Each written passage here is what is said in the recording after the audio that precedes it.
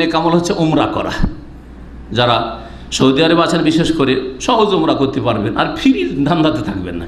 কোথা থেকে ফ্রি পাওয়া যায়, ৫,০০০ রিয়াল বেতন, তারপরে ফ্রি পাওয়া যায় কিনা খোঁজ করছে, খোবার একটা খোঁজ করছে, ওখানে পাওয়া গেল না, রাকাই খোঁজ করছে, হ্যাঁ না হয় দাম্মাম সেন্টারে খোঁজ করছে, কোথা থেকে ফ্রি পাওয়া যায়। ফ্রি ১০০ টাকা দিয়ে উমরা যাবে আর তারপরে ফ্রি।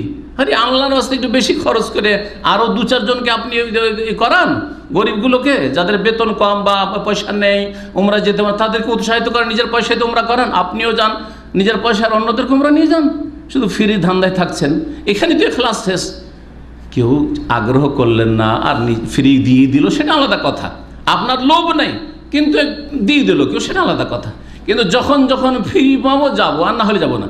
গত রমজান খবর বলছি, কিছু লোক ফ্রি উমরা রমজান মাসে ৩ বার করে করেছে, শুধু ফ্রি পেয়েছে সেজন্য। যদি নিজের পয়সা দিয়ে করতে একবারও করতো না, সত্য কথা বলছি। জি হ্যাঁ, তো এইরকম উমরা করবেন না। উমরা করবেন সব আমল ইখলাসের। আল্লাহ জানছে আপনি কি অন্তর নিয়ে উমরাটা করছেন, ফ্রির অন্তর নিয়ে না আপনি পয়সা খরচ করে এই উমরা করছেন, কি অন্তর কি ইখলাসের সাথে করছেন, সব আল্লাহ পাক খবর রাখছেন আপনার। নবী মুহাম্মদ রাসূলুল্লাহ সাল্লাল্লাহু আলাইহি ওয়াসাল্লাম সহিহ বুখারীতে হাদিস রয়েছে, ফাইন্না উমরাতান ফি রমাদান তাকজি হাজ্জাতান আও হাজ্জাতান মাই। রমজান মাসে কেউ উমরা করলে এক হজের সমান পাবে, অথবা আমার সাথে এক হজের নেকির সমান পাবে। রাসূলুল্লাহ সাল্লাল্লাহু আলাইহি ওয়াসাল্লাম এক হজ করলে যেমন নেকি পাওয়া যায়, সেই রকম হজের নেকি পাবে। এই হাদিস সহিহ বুখারীতে।